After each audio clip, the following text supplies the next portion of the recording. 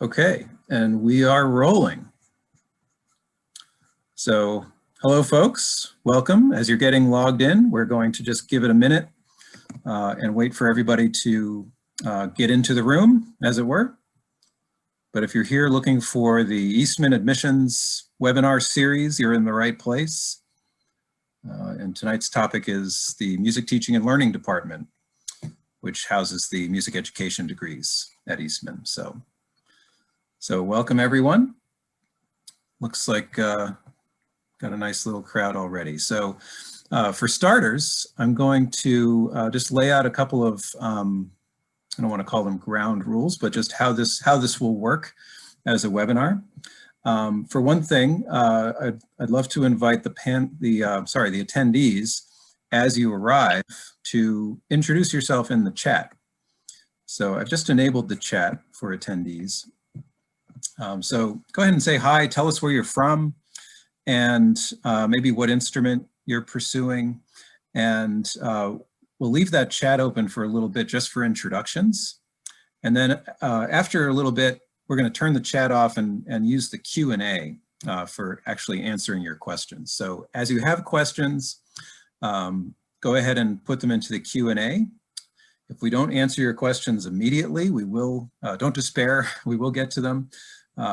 You know, I'll just try to, my role here is to sort of host and feed questions to my guest, who I will introduce in a moment. And we will certainly leave time at the end to play catch up on any questions that we haven't gotten to along the way. Okay, so thank you all for joining us. Welcome again. We are here for the Eastman Admissions webinar on the Music Teaching and Learning Department. I should also mention that this webinar is being recorded, so if you need to step away or you find it just so helpful that you want to share it with all your friends, we will make it available afterwards. So I am here tonight with an Eastman faculty member named Christopher Azzara, and Professor Azera is a pianist, arranger, educator. He has made many important contributions to advancing the understanding of creativity and improvisation in the music teaching and learning process. We're going to talk a little bit about that later on. And he is professor of music teaching and learning at Eastman. Also worth mentioning that he's an affiliate. He has an affiliate appointment in the jazz department. He's a quite accomplished jazz pianist. And also holds both his master's and PhD. Is that right? From the Eastman School.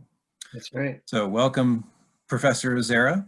Thanks for having me. Who I will refer to as Chris throughout the evening, but of course, if you see him on the street, it's Professor Azera. And yeah, so to get us started, why don't you tell us a little bit about what you do in your role at Eastman, and also for you, what kind of distinguishes the Music Teaching and Learning Department at Eastman?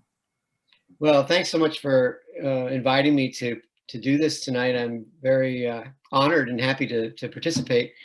My role at Eastman is as a professor in the Music Teaching and Learning Department relates to instrumental music primarily, but I have opportunities to work with all the majors regardless of your emphasis, because of my interest in developing your musicianship as a obviously a performer and as a music teacher. One of my most favorite courses actually is teaching the introduction course. I get to teach the Intro to Music Teaching and Learning course. I work with every student in our major, and we also have students from outside of our major take that course. And my responsibilities range from doing that to doing courses for sophomores, juniors, and seniors in music teaching and learning. I also work with graduate students, because at Eastman we offer a master's and also a DMA and a PhD. So I have doctoral students and master students that I work with. And my primary emphasis or interest is in creativity, how it relates to improving your musicianship, how it relates to expressing yourself as a musician, and any connections we can make to becoming a better reader. How can we connect creativity and improvisation and composition and those kinds of questions. So Eastman is the perfect place for me because it has such a rich variety of students that come to the school. That's when people ask me what's the best part about teaching at Eastman, I always tell them that it's the students. So that sort of gives you a little sense of what I do in our department. Our department is distinctive. I'm fond of telling people that our department is distinctive because of our emphasis on musicianship. And the Eastman School of Music is a unique music school where you will have a terrific experience as a musician, player, singer, instrumentalist, whatever your emphasis is for your instrument or voice. And those students who study with us have a curiosity about teaching and learning. And the environment in Eastman is really a great fertile soil for learning all things musical for your own development as a musician. And then as you start to work in our department, we help you understand how that relates to teaching and learning with others. And the primary reason we have our name, Teaching and Learning, is because we are all learners, and potentially there are teachers in all of us that can hopefully interact with others and wake up the gifts that are inside and bring them out as we learn and grow. So I think that sort of describes our distinctiveness in the sense that it's very, very musical. You get this Eastman experience as a musician coupled with high musical content in our department for music education. Yeah, thank you. That's great. So you really hit on kind of how, you know, it's really both things we're looking for. It kind of leads to the next question that I wanted to ask you, which is, you know, kind of what we're looking for in a prospective student and an applicant. And you've hit on some of that already. You know, this sort of combination of the performer, person who wants to share music as a performing artist, but the teacher who, you know, the person who also wants to share that with others through teaching. Right. How does your department assess music education applicants? Well, we are positioned very well because we have such great colleagues across the school. Typically what happens with undergraduates is that they take an audition and meet their studio teacher.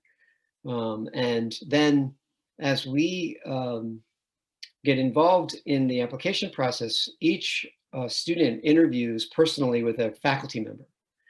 And we're very, we're really proud of that because we feel like that's a good way for students to really experience Eastman and to understand where we come from, and we get to meet people right up front at the beginning. And so there's an interview that you do, and the interview is just a question of how can you just be yourself and talk about your experiences and your enthusiasm for going to music school and studying music and music education, let's say. So we have the element of your audition on your instrument, we have the element of an interview, and then part of what we were talking about before about our distinctive position in the world of music schools is that we have you take a musicianship skills exam. And really what that's about is developing your ear, and the idea that singing and playing an instrument is an extension of your mind, body, and spirit. And we're really trying to get at your musical, the musical things that are happening for you that inform your playing and your reading and your, say, your improvising or your composing. One of the things that I had prepared for today was a sort of an overview of that musicianship skills exam. So Matthew, when you're ready, I can show them some of that and why we do that. Yeah, I think that would be great. Why don't we do that now? And then that can lead into some other topics, I think. Right. So the first thing to remember about any kind of assessment that we do is that our primary purpose for doing it is to get to know you better. That the idea would be that we're trying to find out what your individual strengths are, so we can ultimately, when you come to Eastman, be in a position to teach and work with you at a higher level because we know you better. And it also gives you a context for what I would like to think will be a good foundation for all of your application journey for all the schools you go to. So I think I'll share the screen and show you the place where you can find this musicianship skills exam, and I'll also give you a little intro into why we do it.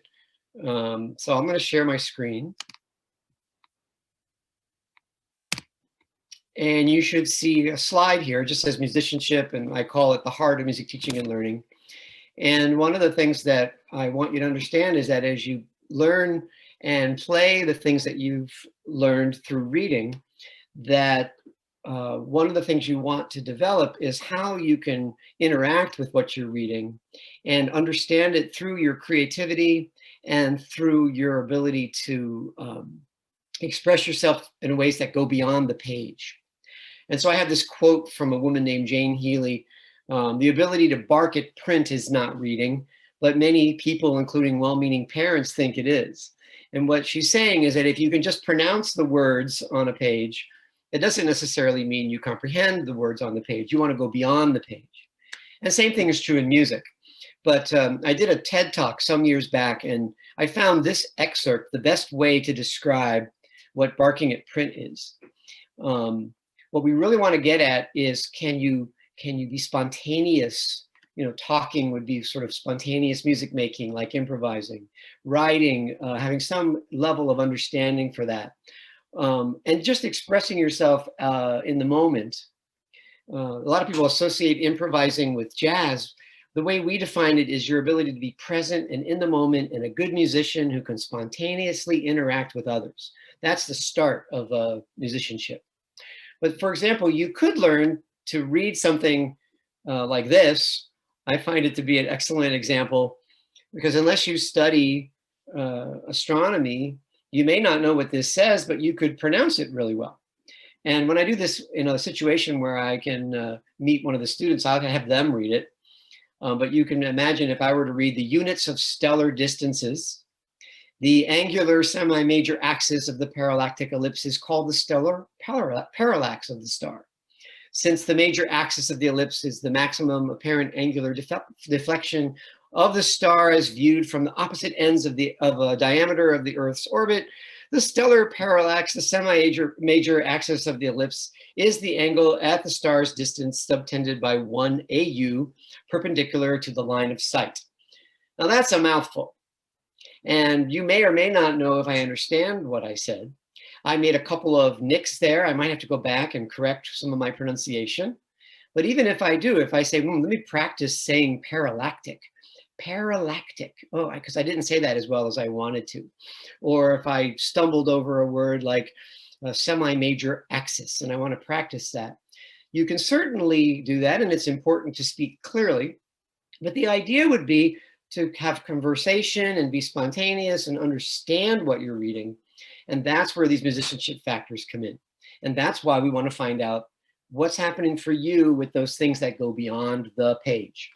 And so I hope that sort of explains it in a way.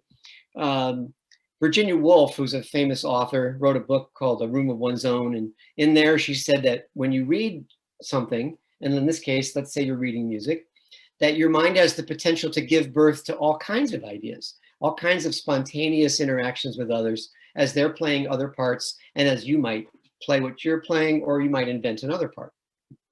So what we do is have this skills exam that you can find on the web by just Googling Department of Music Teaching and Learning Musicianship Skills Assessment. It really is quite easy to find a PDF. Also, on your application in the admissions information, there is easy access to this PDF. We ask you to read rhythm patterns. We ask you to sing some tonal patterns, which are chords to songs. We ask you to read some major and minor melodies.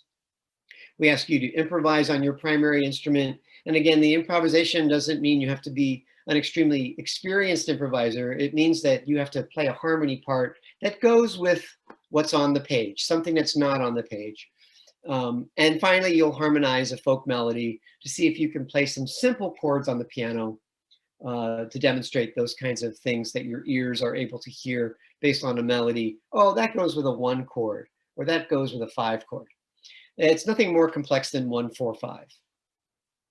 So what we want to think about as you do this is, and as I would encourage you to think about this in your own musical development, interacting with what you're learning in music, trying to anticipate or predict what might come next in music.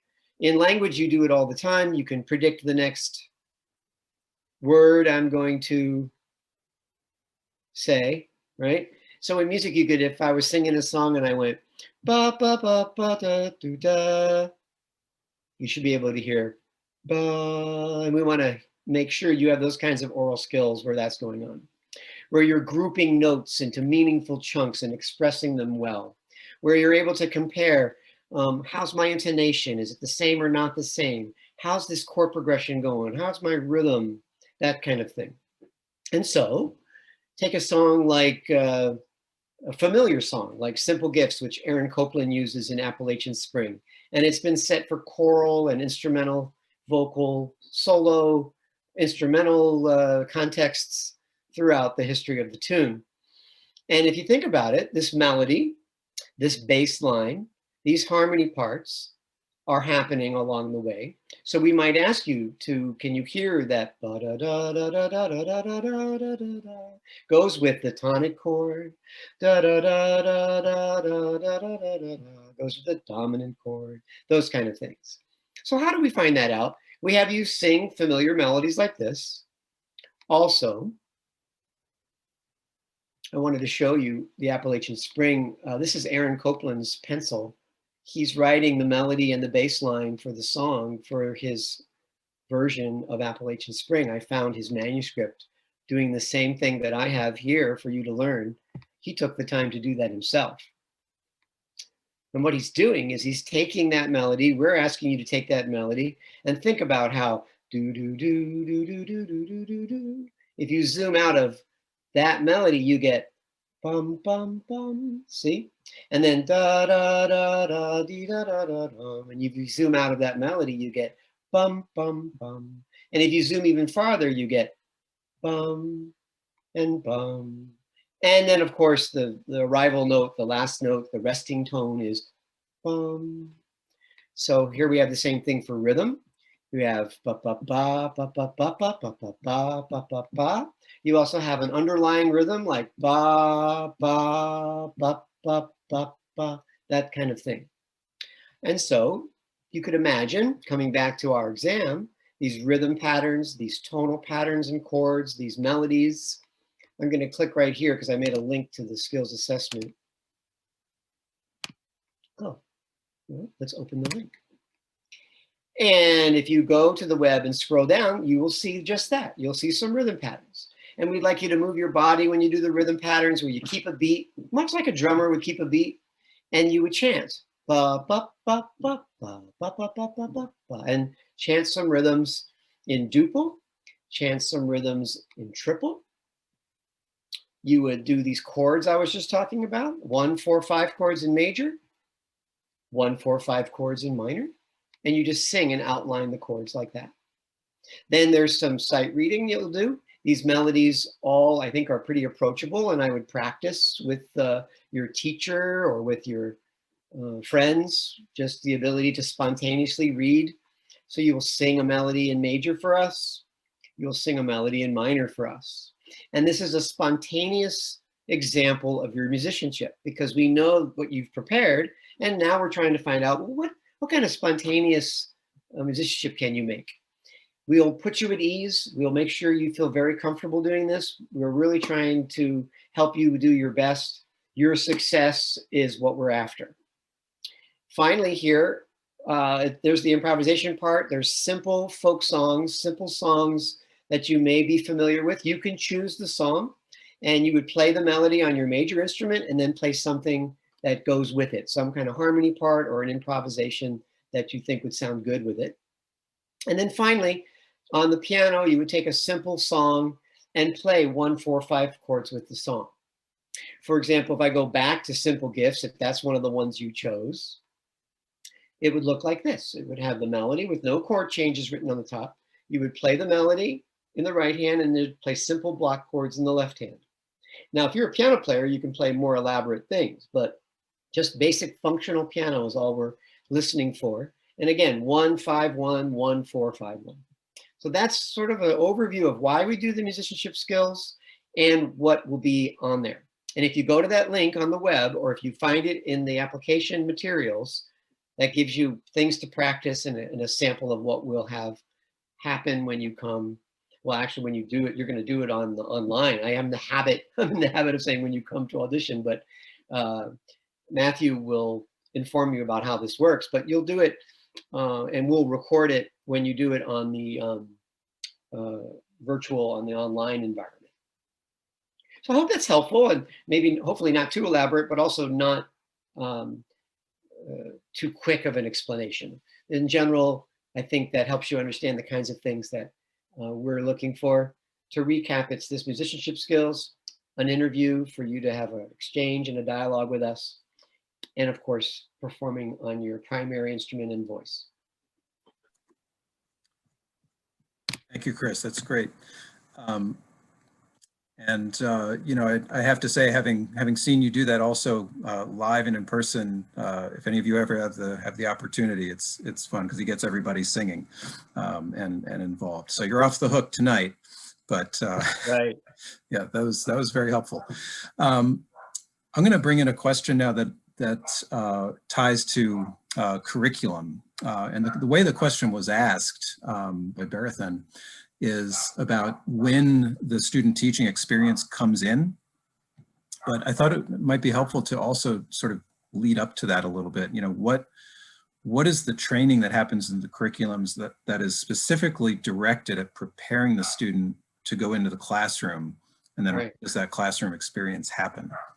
Yeah, no, that's terrific. So it is a process that happens over the course of your whole experience at Eastman. And it begins with you taking the introduction to music teaching and learning with me. I teach that class, and other methods classes and instrument classes that are part of the requirements. And as you're learning the concepts that are involved in those classes, you're doing observation and field experience right from the start. And so we give you experiences where you first are doing some observation, and then you would ultimately be in front of students and teaching. And that's an evolution and something that happens as you progress through your degree. And you'll do something like 100 or 150 hours of field experience observations before you student teach.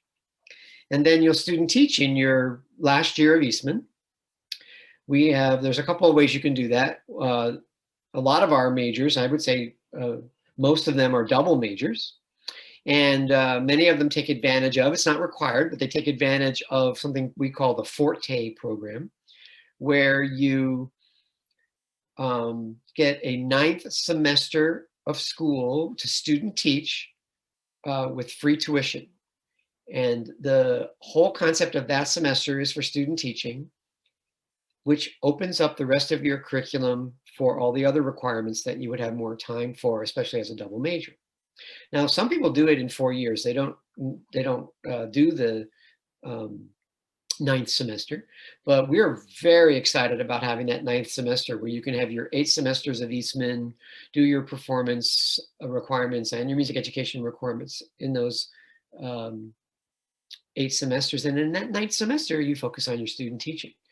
Or what happens is that you just do it in your last semester of school, and all the curriculum works toward that culminating experience, having prepared you with all of the music education classes.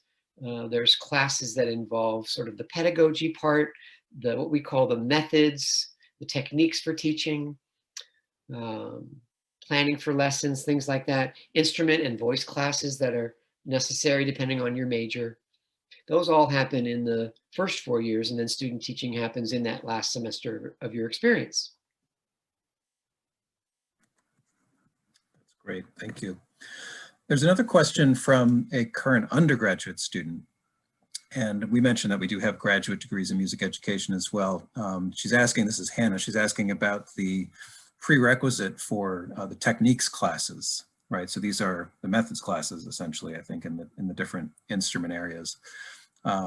So she's wondering how many of those prerequisite technique classes you need to take. Do they need to be in multiple instruments, and do private lessons taken during undergrad count, essentially? Right. So that's unique to each student. We tailor it for every student's needs. To avoid confusion, so we call those classes instrument classes, And then we call the classes where you learn more about the pedagogy and the curriculum things, we call those the methods classes. So I know that's different usage, different places, but that's how we refer to it. And those instrument classes are based on your individual needs. For example, let's say you already play the clarinet and your primary instrument is trumpet, but you already play the clarinet really well or in a solid way. You would play for the professor of that class or the instructor of that class. They would diagnose your skills, and perhaps you would just not take the class, and we would call it that you would proficiency out of that class, that it would go on your transcript that yes, you have the sufficient ability on that instrument.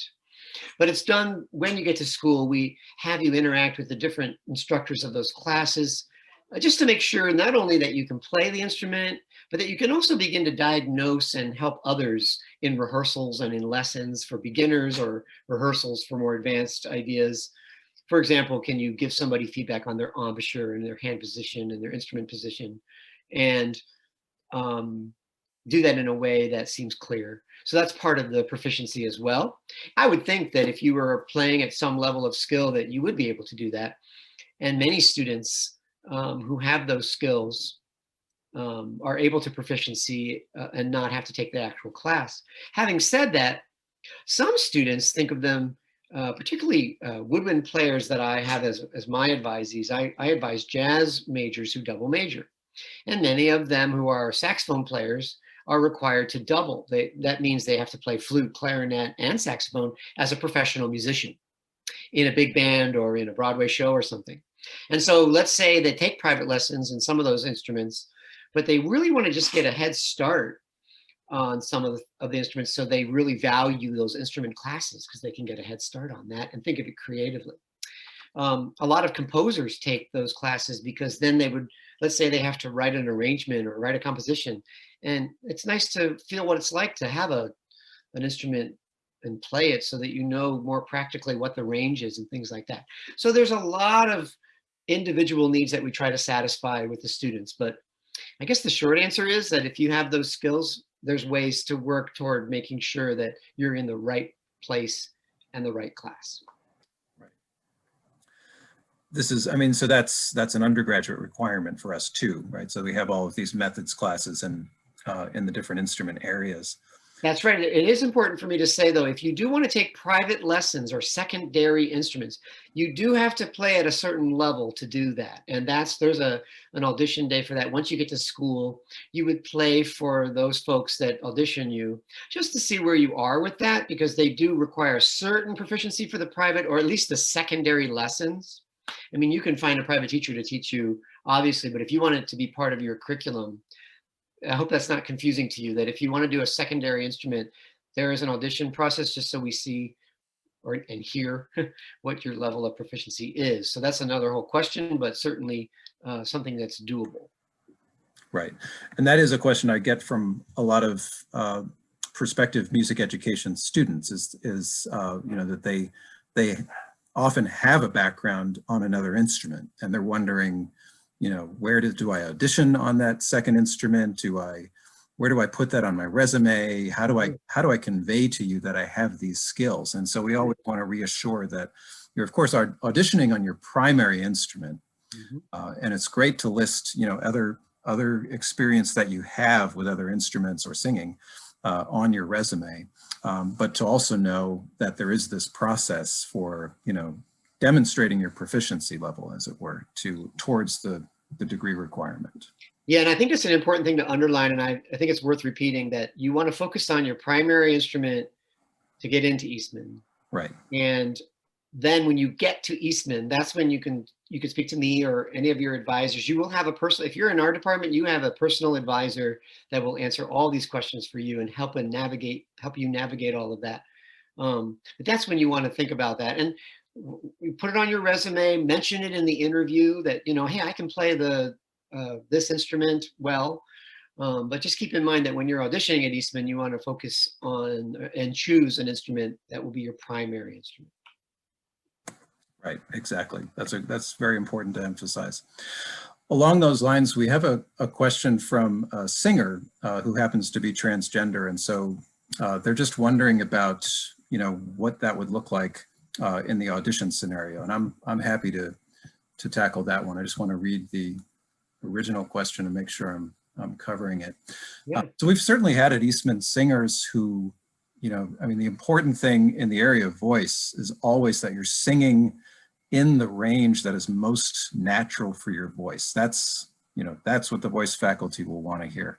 We've certainly had auditioning students who are singing in a range that is not the range that would be identified with their birth gender or the gender assigned at birth. So that's nothing new to us. We want you to be comfortable in the audition scenario. I would encourage anybody who's unsure about how, or how they're going to present their audition or how we would perceive that to be in touch with us at the admissions office, and we can certainly talk to you about that.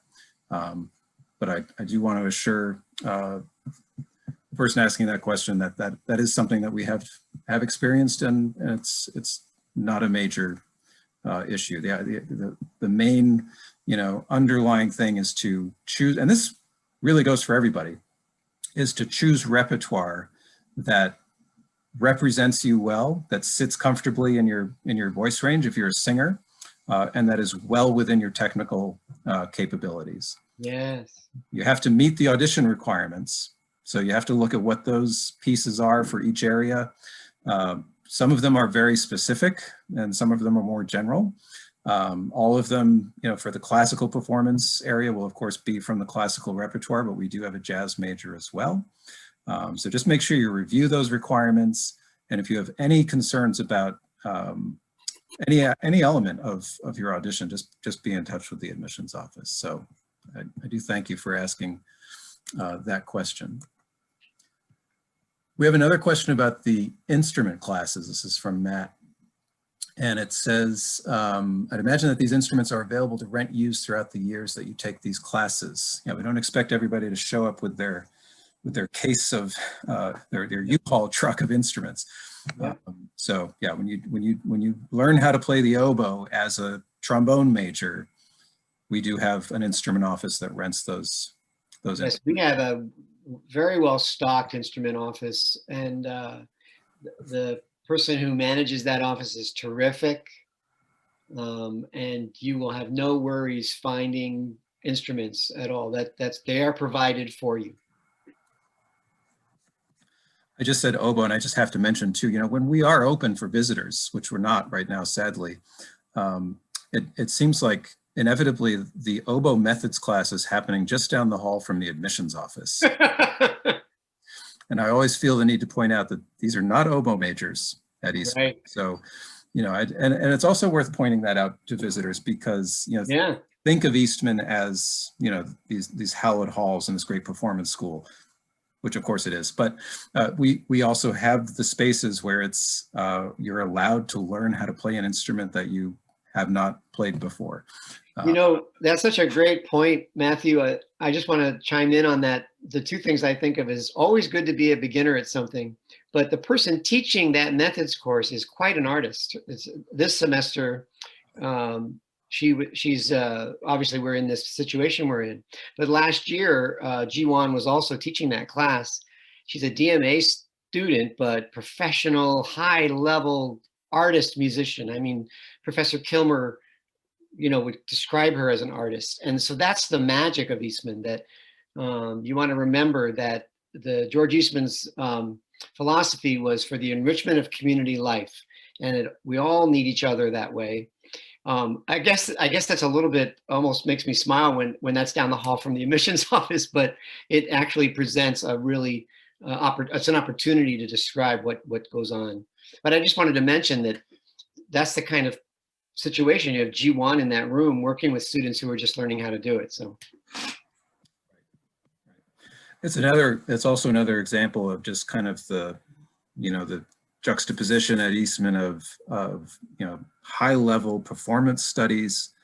There are PhD theory students roaming the hallways. Well, they're mostly in the library, but musicology, ethnomusicology.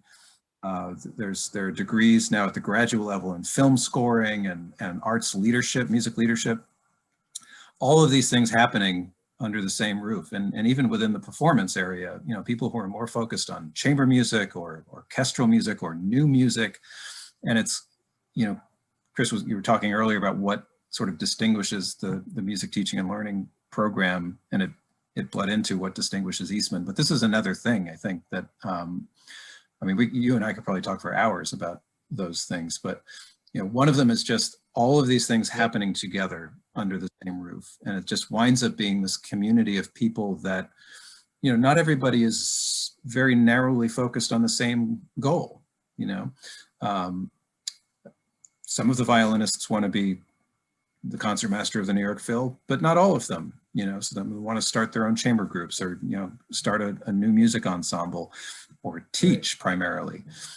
And so we have all of these different pathways that our students are following. And I think it really does contribute to what we like to describe as a kind of fiercely supportive environment, where you see the students going to each other's concerts and supporting each other, playing on each other's projects.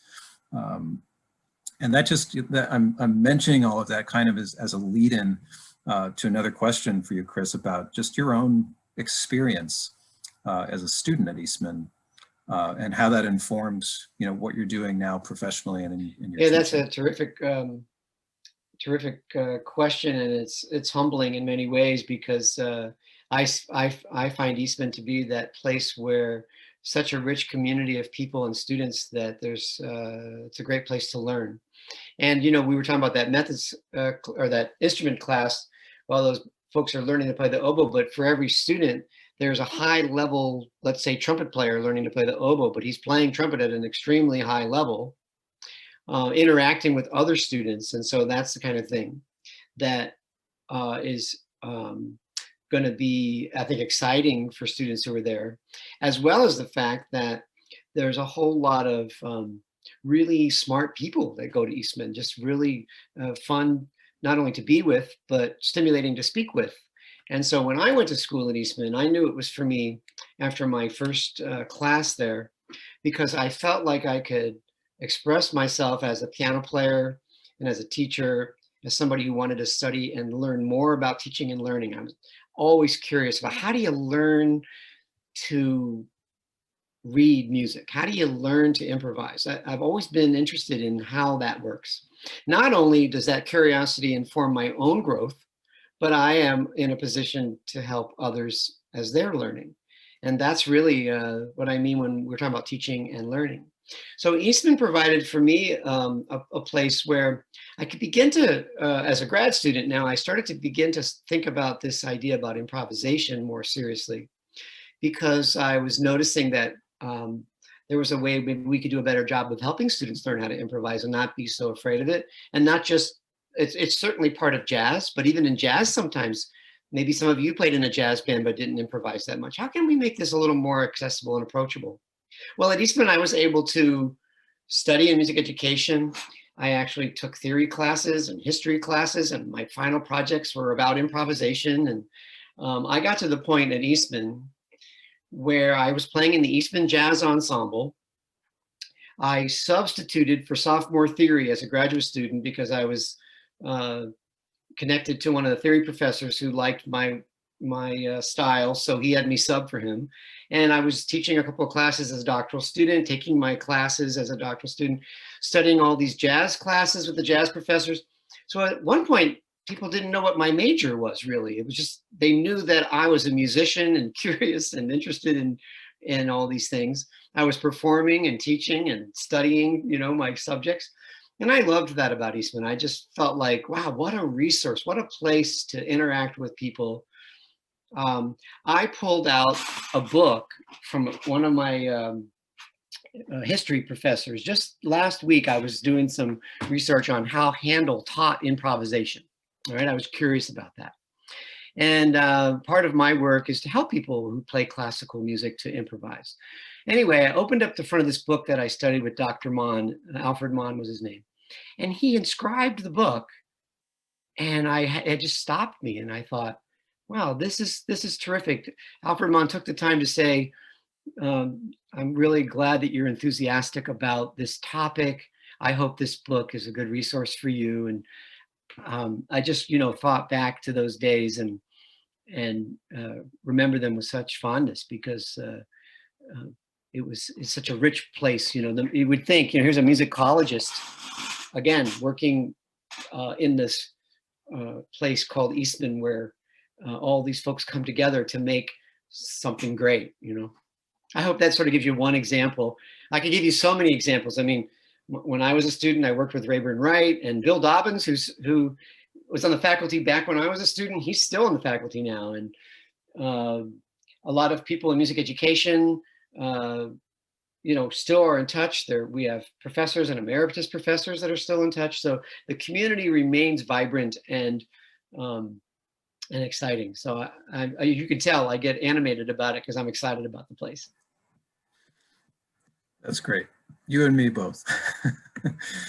That does there are a couple of questions I want to get to, but given the track we're on right now, I want to follow this thought, and then we'll come back to these other questions. But you've been talking about your experience as a student and then how it led to your what you're doing professionally now and teaching.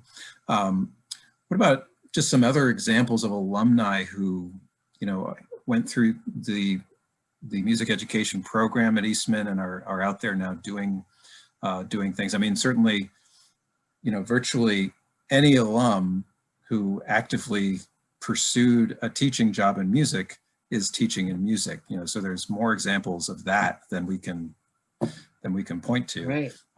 Are there some that sort of stand out for you? Well, one thing you have to remember about Eastman in particular, we're actually positioned very well to take care of, is that students who graduate from Eastman find themselves in all kinds of musical jobs. And most musical jobs, not all, but most musical jobs, and have some element of teaching. So, for example, we have alumni who play, one of my recent alumni is now a piano player in the Airmen of Note. His name is Chris Ziemba, and he teaches privately, and his wife, Lauren Yu, is a bassoon player who's teaching. And they have a nice life in the DC area.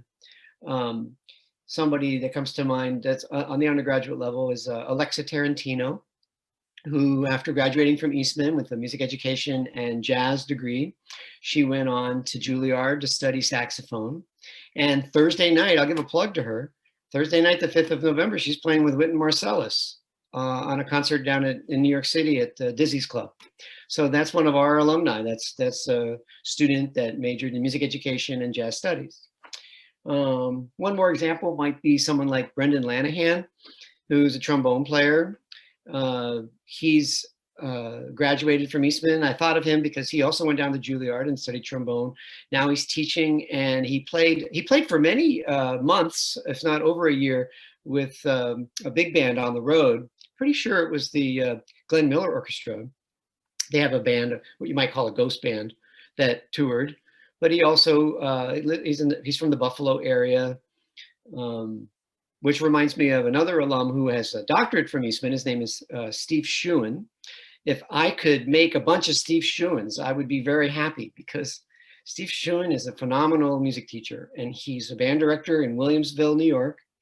And we have so many students that come to Eastman. I should say this to Matthew. Many students come to Eastman out of Steve's music program. Jeremy Conrad, I know that Jeremy's daughter is in the session tonight. He's one of our proud alumni. He's in Plano, Texas. He's a terrific musician, trombone player, conductor, music teacher in Plano, Texas.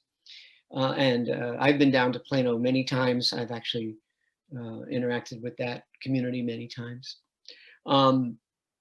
Also, on the graduate level, we have master's and doctoral students I could speak of as well, who get jobs in colleges, university professors. We also have people who are playing in orchestras. People are on the West Coast doing things, people on the East Coast, people in the Midwest, people in China, people in Japan. Todd Lowry, I'll give you one more example and then I'll stop, because you could go on and on. Todd Lowry is graduated from Eastman, very entrepreneurial guy, and he started a music program using curriculum he learned at Eastman through me and my colleague Dick Bruno. Started a school, and now that school has expanded to K through 12. It's called the GKA, Gunma Prefecture has a school. It's a school where they learn English in the context of all their subjects. But he's got a tremendously successful jazz series as well as his teaching life. Really successful graduate.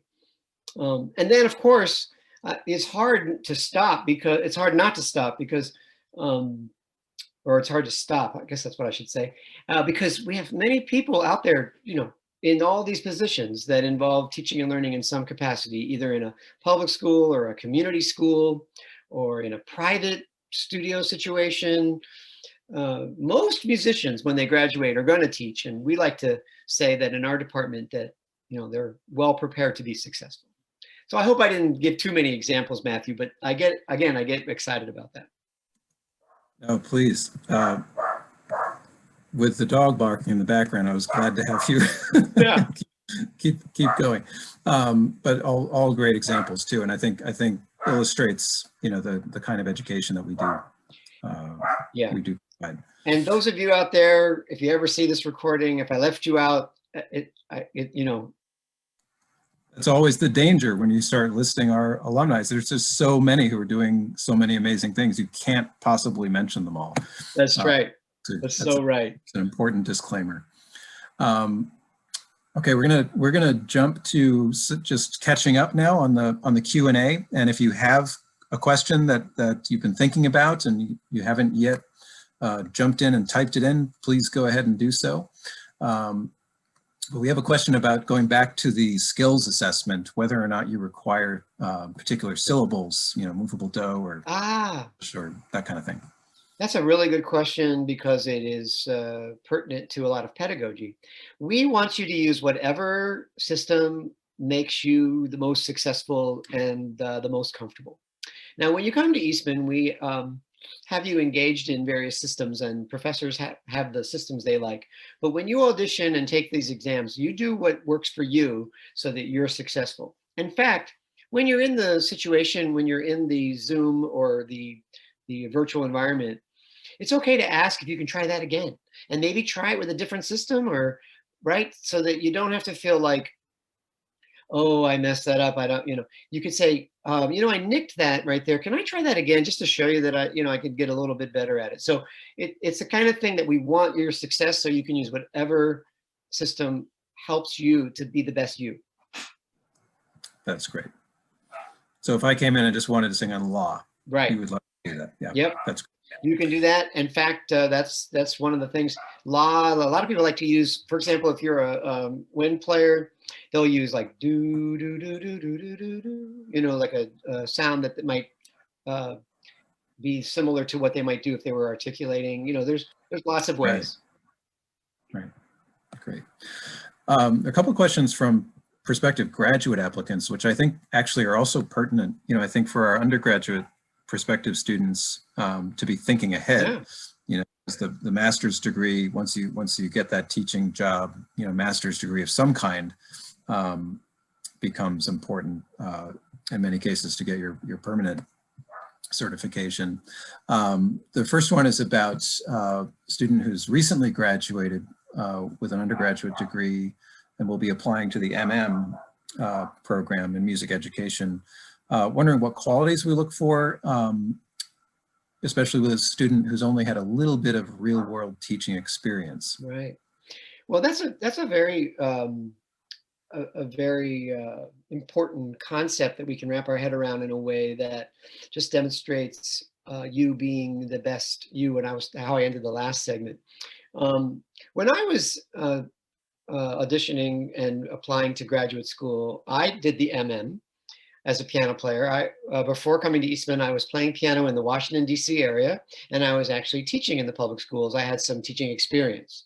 So my MO was that I had 5 years of teaching experience. I was already playing at a level that was worthy of a master's degree, and went to Eastman that way.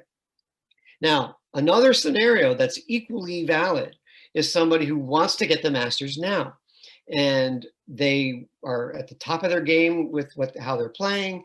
They really are curious so that they can get that accomplished, so that when they do start their professional life, they don't have to stop that to go back to school.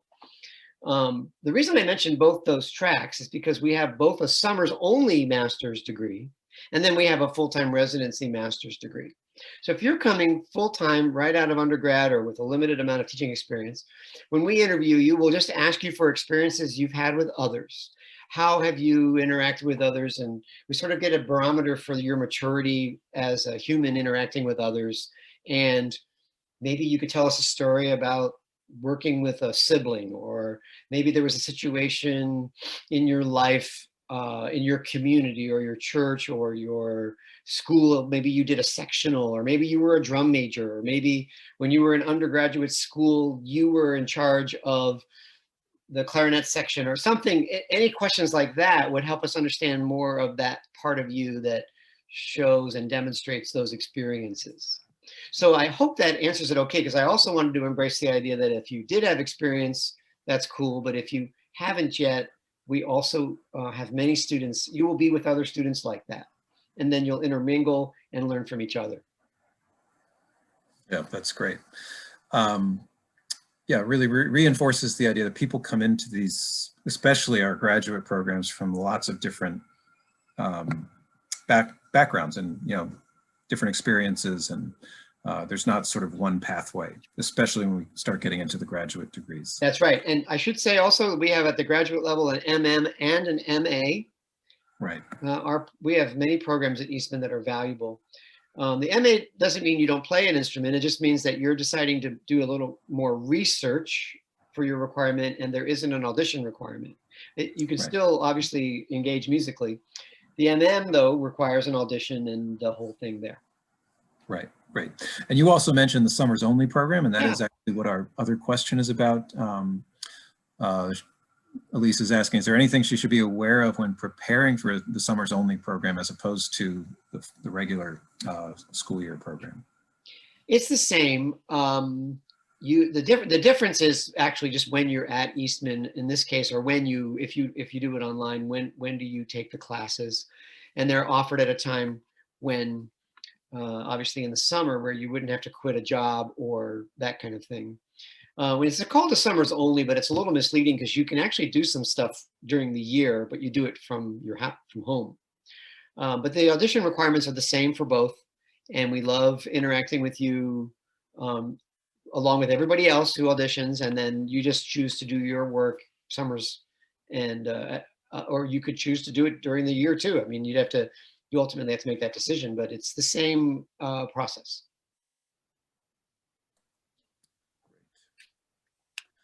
So we have caught up on the questions.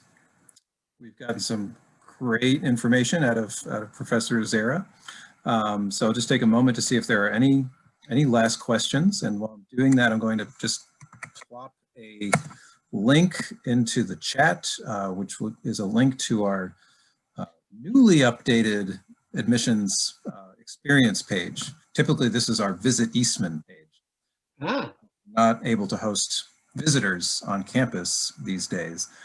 We've sort of revamped that web page. So there's a video tour, which is essentially a full-length tour. It's about a 15-minute video. It's not a quick video, but it'll take you through all of the facilities. It's led by students, a couple of whom are actually double majors in, well, let's see, Grace is on there, right? So she's jazz, saxophone, and music education.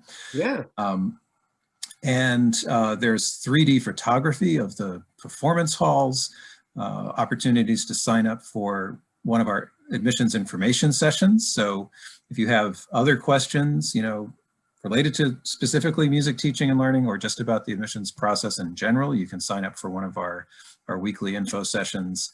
And we have more webinars coming. It's kind of webinar season, since we're typically traveling around and trying to meet up with you, the students, at various college fairs and arts high schools. Now, of course, we can't do that, but you know, one major advantage to this format is that we're able to see, as we saw when you introduced yourselves, students from throughout New York State, but also Texas and Georgia, all over the country. And that's just great. So there are no geographical barriers to what students we get to come into contact with this year. So there is another webinar tomorrow night with Mark Kellogg, who's the chair of our Winds Brass Percussion Department. So he'll be talking about that. There are other ones coming up related to chamber music, piano department. We've done one already with the voice department. That recording will be available soon if it's not already. I have to double check. So check our website, check the experience page, and keep in touch is kind of the bottom line. So Chris, with that, I'm gonna take us out with just one last question. Yeah. Sophie, she's asking, this is about the interview for the graduate teaching and learning process. And you might touch on this for the undergrad too. It's just which faculty are present during those interviews? We are all present. We are all available and all present. When things happen live, you come to our area of the school and you are interviewing with one particular person. Basically, that would be the person that lines up with your area of focus. And then that person might even end up being your advisor, but not always. But anyway, typically we're interviewing folks in our area of expertise, but you're with everybody. Now, during these times of COVID and the virtual experience, you will have an opportunity. You will be interviewing with a professor, and so all of the professors. The great thing about Eastman is that all the professors do the auditions. All the professors teach both undergrad and graduate courses. We're invested in the entire process, and we're really proud of that. So you can tell I'm expressing that with a lot of energy because I think that's something that I hope you value. Right, that's fantastic. And those areas of expertise basically outline the program of, the instrumental program, the vocal, and the general music program. Right, so we have what we call MEI, which is music education instrumental, MEV, which is music education vocal choral, and MEG, which is music education general. We also have the double major in JCM, which is the jazz majors and music education. So it's a rich community of students. Right, and not at all scary because you've met Professor Azera now, and everybody else in the faculty is, at least as nice as him, if not nicer. So, yeah, right. Tell me about it. Before we leave each other, I wanted to say to everybody that my enthusiasm for Eastman is sincere and rich. I hope you felt some of that during our interaction. That really, the greatest thing that I can imagine saying about the whole process is that it's so musical. And we bring music as the highest priority, but also remember that as somebody who's just as interested in teaching and learning, I like to think that one of the ways I express it is that we all have gifts inside. And a teacher is somebody who can wake up the gifts that are sleeping and bring them out. And that's really the way I like to think about the interactions you're going to have at Eastman, that we have a lot of professors, a lot of folks in our department, but even obviously across the school who are excited to meet you and work with you as you have your musical journey. It's fantastic and a great place to end. Think of the admissions process, going through, the application and the interview and the audition. It's all part of this learning process, learning about yourself, learning about us. So yeah, don't be intimidated by it. Just open yourself up to it, and we'll guide you through it. So thank you, Professor Azera. Thank you all of you for tuning in, and thank you to those of you watching after the fact with the recording. We're glad you spent some time with us, and we look forward to hearing from you again. So have a great night, everybody. Good night. Bye-bye.